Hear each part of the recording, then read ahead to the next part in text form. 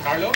Rafi at Pia, dahil sa nararanasan daw na global financial crisis, napakalaking pasanin para sa mga estudyante at mga magulang kung tataas pa ang matrikula. Kaya naman humigit kumulang 40 estudyante ang nagrally sa tapat ng Lyceum of the Philippines.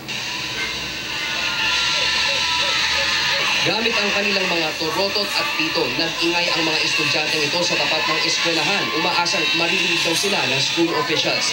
Kasalukuyan kasing isinasagawa ang isang consultation sa loob ng paaralan kung saan naroon ang mga opisyal ng eskwelahan at mga kinatawan ng estudyante. Ang konsultasyon ay isang requirement para mapatupad ang isang tuition increase.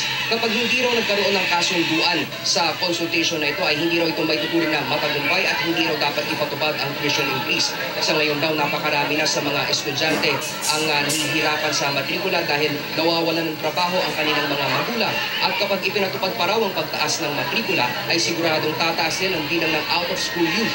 Ang edukasyon daw ay partnership ng mga estudyante, magulang at school officials. Kaya't sana'y maintindihan daw ang kanilang katayuan ngayon. Ngayon, ongoing yung consultation ngayon. Kaya ang ginagawa namin, isang pamamaraan para i-pressure ng administrasyon. Dahil kanina, simula pa lang ang consultation, pinagbibigyan na ng admin na 8% ang kanilang itataas. Patuloy raw na mag-aabang ang mga nagraraling estudyante sa tapat ng Lyceum hanggang sa matapos ang konsultasyon. Rafi?